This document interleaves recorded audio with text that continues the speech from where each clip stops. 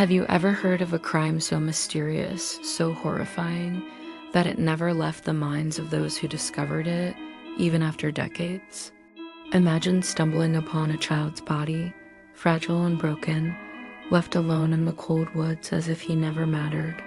No name, no family, no answers. Only a cardboard box. And silence. This is not a ghost story invented to frighten you.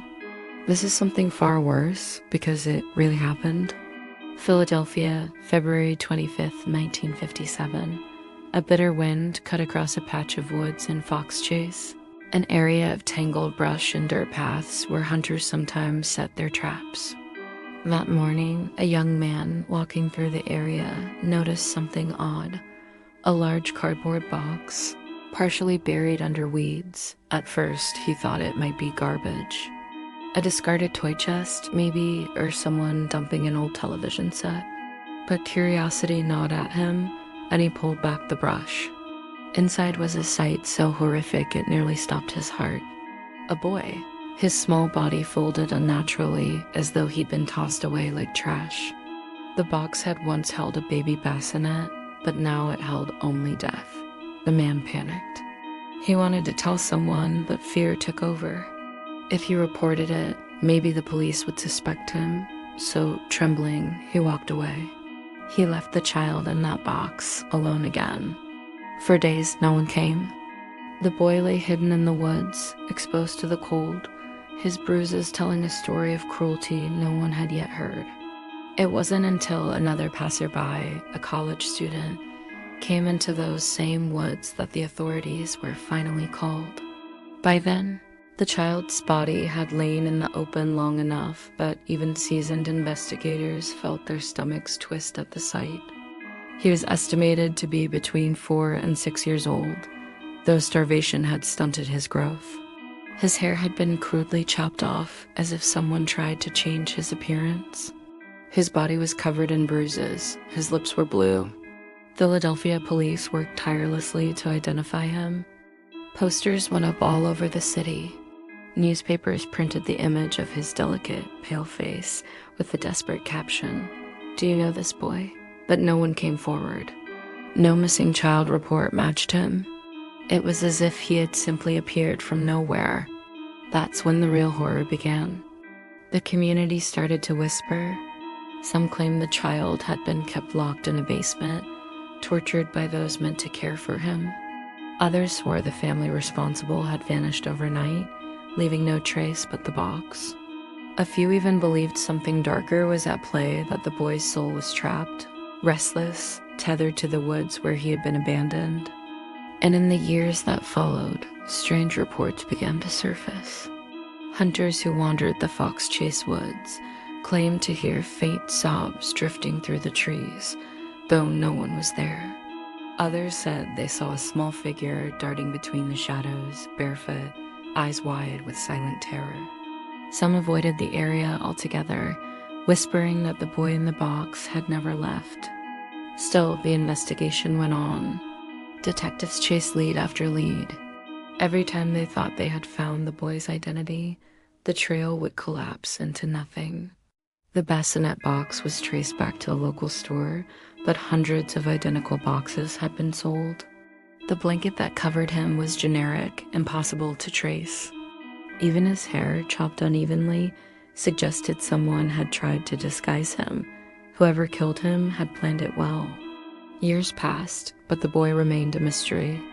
His grave marker read only, "America's unknown child," but the story didn't end there. Because for some who dared to look deeper, who spoke with old detectives and read the buried case files, there were whispers of a cover-up. Darker possibilities, unimaginable ones. A secret network of abuse, powerful people protecting themselves, and a child who had become a sacrifice to silence the truth. And even now, more than 6 decades later, some believe that silence is broken by the child himself. That if you stand near the place where he was found, you might feel small footsteps behind you, or hear the rustle of weeds as if someone is hiding, watching, waiting. The boy who never had a name. The boy who never had justice. The boy who still wanders the woods. The Philadelphia police worked the case day and night. Detectives knocked on doors, visited orphanages, and scoured missing child reports across multiple states. Yet no one came forward to claim him. No frantic parents, no grieving relatives. No one at all. It was as though the child had been erased from existence before being placed in that box. The press called him the boy in the box, but to the detectives, he became something more, a personal obsession, a mystery that gnawed at them long after their shifts ended. One detail unsettled investigators from the start: the boy's hair. It had been cut recently, chopped unevenly, with strands of it still clinging to his fragile body. It wasn't neat as though done in a barber shop. It was desperate, crude, and rushed. Why? Was someone trying to disguise him? To make him harder to recognize in death than he had been in life? Then there were the bruises. His body told a story of violence and neglect. Faded marks suggested long-term abuse. Newer ones told of beatings in his final hours. His small arms bore the scars of someone who had suffered, not once, but again and again. Detectives began to whisper among themselves. This was no accident. The bassinet box he was found in was traced to a store in Upper Darby, just outside Philadelphia. Investigators tracked every purchase, every customer who had bought that brand of bassinet. Hundreds of names, hundreds of homes visited. Yet nothing connected back to the boy. The thin blanket wrapped around him, too, was mass-produced. No store, no factory, no seamstress could provide a clue. Everything about him seemed designed to be untraceable, as though someone had worked carefully to strip him of identity, to erase every connection to the world. Weeks turned into months, and then into years. The boy remained nameless, but Philadelphia didn't forget. And in the shadows, stories began to circulate. Hunters swore that the woods grew colder near the spot where he had been found. They claimed that birds fell silent, that the air seemed heavier, pressing against their chests. Some said they saw a boy darting between the weeds, barefoot, wearing nothing but bruises. Others insisted that when they passed the area at dusk, they heard the faint sound of a child humming, a lullaby that carried across the trees, even though no one was there.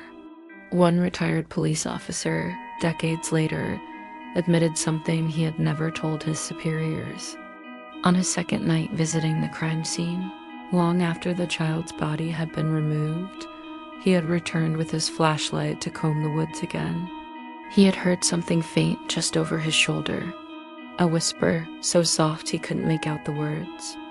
When he spun around, his flashlight beam caught only tangled weeds swaying in the night wind, but the sound lingered.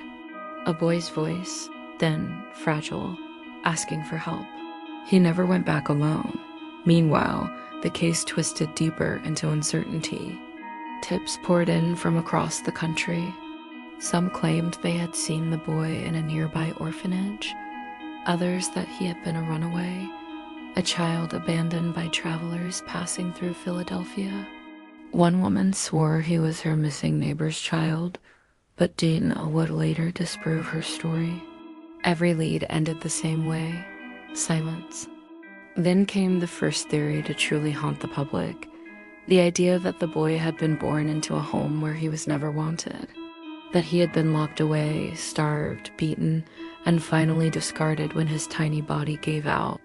Detectives followed rumors to farmhouses, basements, and foster homes. They searched behind closed doors that smelled of mildew and fear, but no confession ever came. Some investigators whispered a darker suspicion that powerful families may have been involved. Families with the means to keep secrets buried, to erase a child from existence without consequence. If that was true, then the case was doomed from the start. By the mid-1960s, the boy in the box had become a legend. His grave in Philadelphia drew visitors who left flowers, toys, and prayers for a child who had no name. Strangers felt a connection to him, as though he belonged to all of them because he belonged to no one else. But the longer the case stayed unsolved, the more people began to believe something sinister kept it that way. The evidence had been thin, but was it truly that thin? Or was someone ensuring it never added up? And through it all, reports of strange activity near the Fox Chase Woods continued. A woman walking her dog claimed the animal froze, growling at the box's location long after it had been taken away. Another driver, cutting through the area late at night, swore she saw a boy standing by the roadside, pale and barefoot, staring at her with eyes far too hollow for his age. She blinked, and he was gone. By the time the 1970s came, the case was considered cold, unsolvable, forgotten by the courts, but not by the city. And certainly not by those who believed the boy's spirit still lingered, waiting for anyone to give him back his name. But as the decades turned, and the case moved from files to folklore, new voices emerged. Voices that suggested the story was even darker than anyone had imagined. And those voices claimed they knew who the boy was. By the time the 1980s rolled around, the boy in the box had become more than just a cold case. He was a scar on Philadelphia's history, a story whispered in kitchens and bars, in schoolyards and police stations. Everyone had their own theory. Some believed he was a runaway. Others insisted he was the hidden child of a wealthy family, silenced forever to protect reputations.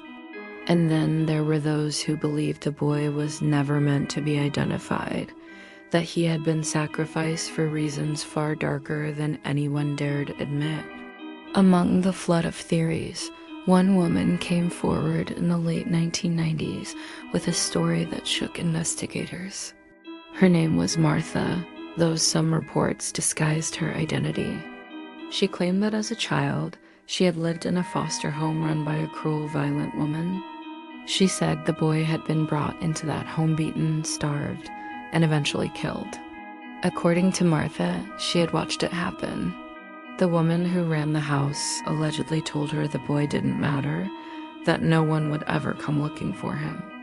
Her story matched certain details, the abuse, the haircut, the disposal of the body, but there were inconsistencies too. Detectives wanted to believe her, but her history of mental illness clouded her credibility. Some dismissed her account entirely. Others, though, could never quite shake it. Could Martha have been telling the truth, and the boy really was a foster child forgotten by the system? Then came another whisper, one buried in old police files. Some investigators had privately suspected that the boy might have been the son of a well-to-do family nearby parents who never reported him missing because admitting his existence would have exposed a scandal. In hushed tones, officers admitted they had been discouraged from digging too deeply into certain households. It was never written down officially, but the suspicion lingered. Someone with influence had ensured the case stayed unsolved. But while theories multiplied, so did the ghost stories. The Fox Chase Woods became a place teenagers dared each other to visit at night. Some claimed to see a boy crouched in the brush, his hollow eyes staring, his lips moving without sound. A local hunter swore that one early morning, he followed the faint sound of crying, believing he'd stumbled across a lost child. He pushed through the brambles until he came to the very spot where the box had been found. The crying stopped, and in the silence, he realized he was alone. One police officer who worked the case into his retirement confessed something chilling before he died. He said he kept a copy of the boy's photograph in his wallet for decades, hoping one day someone would recognize him.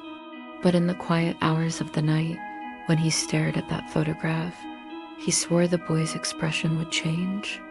At times, the eyes seemed more desperate, more pleading than the picture taken at the morgue, as if a child was still trying to reach him through the years.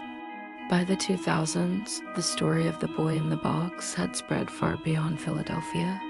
True crime enthusiasts, psychics, and paranormal investigators all latched onto the mystery.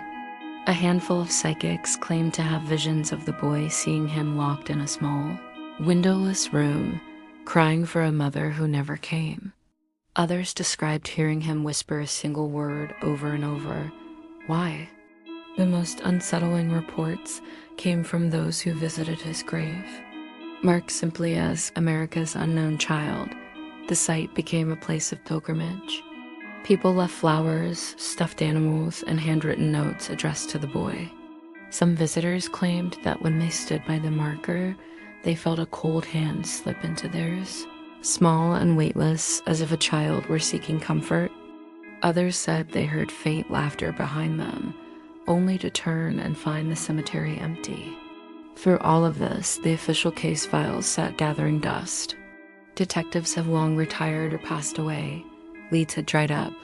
But for the people of Philadelphia, the case was not just a crime, it had become a haunting. And perhaps that was the most terrifying part.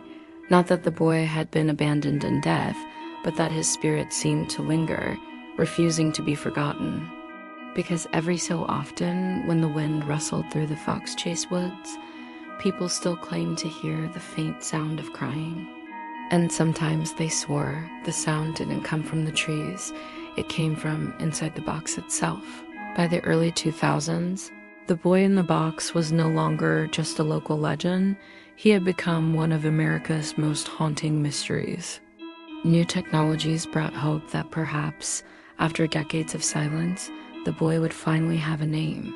DNA testing, once science fiction, now gave investigators the chance to dig deeper. Samples were taken, compared to national databases, and rechecked as technology improved. Each time anticipation built, each time disappointment followed. Forensic artists created new renderings of the boy's face. They reconstructed what he might have looked like in life, hoping someone somewhere would remember. Billboards went up. Crime shows featured his case. But the results were always the same: silence. The boy remained a ghost, not just in spirit, but in identity, and that silence became more sinister with time. One detective, long retired, admitted that the case still haunted him. He said he often dreamed of the boy standing at the edge of the woods, holding the cardboard box as if it were a cradle. In the dream, the boy never spoke. He only stared, his lips trembling, his eyes wide with a sorrow that seemed endless. When the detective woke, the dream clung to him like damp air. It was as though the boy was demanding to be remembered. Stranger still were the accounts from ordinary people visitors to the site, drivers passing through Fox Chase, children walking home from school. A woman in the 2010s claimed that one evening, as the sun set, she saw a small figure on the roadside. He was barefoot, pale, and shivering. She slowed her car, horrified, but when her headlights hit him directly, he was gone. Only the empty road stretched ahead. Some dismissed these stories as imagination, but others weren't so sure. After all, how could so many people across so many decades claim to see the same thing? In 2019, more than 60 years after the discovery, Philadelphia authorities exhumed the boy's body to extract DNA again, this time with modern techniques far beyond what had existed before. For the first time, there was hope. Perhaps the unknown child would finally be identified, finally have a name. And in late 2022, after decades of haunting silence, the news broke. The boy had been identified. His name was Joseph Augustus Zarelli. Born in 1953, dead by 1957, the revelation shocked those who had followed the case for generations. For decades, he had been America's unknown child, and suddenly he was Joseph, a boy with a name, a past, and a family tree. But even this revelation brought no comfort. His parents had long since passed, taking their secrets to the grave. The how and the why remained shrouded in darkness. Some investigators hoped that the discovery would allow the boy's soul to rest at last. That finally, after decades of wandering, Joseph could find peace. But not everyone believed that peace had come. Even after the announcement, visitors to his grave reported strange happenings. A young couple claimed that as they stood over his marker, A cold wind swirled around them, though the cemetery was still. Another man swore he heard a child's voice whisper his name, Joseph, though no one was near. And the Fox Chase Woods, where the box had once lain, remain unsettling. Hikers say the trees feel heavier there, the silence more profound. Dogs refuse to step into the clearing. At night, some still hear the faint sound of crying, or the rustle of weeds as if a small body were shifting inside them. The truth is, Joseph was given a name, but not justice. His story is known, but not complete. Whoever hurt him, whoever discarded him, walked away without consequence. The silence that followed his death may never be fully broken. And that is why, even now, people say Joseph lingers. Not because he wants to frighten us, but because he wants us to remember, to feel the weight of his story. To know that even the smallest, most forgotten soul deserves to be seen. So if you ever find yourself near Philadelphia and the night grows quiet and the woods seem to breathe around you, listen closely. You may hear a whisper. You may hear a child humming, a lullaby carried by the wind. Or you may catch a glimpse of a boy, barefoot and pale, darting between the trees. And if you do, don't follow. Because some mysteries are not meant to be solved in this world. Joseph's story belongs to both history and horror. And though he finally has a name, the box still sits heavy in our memory, cold, silent, and eternal.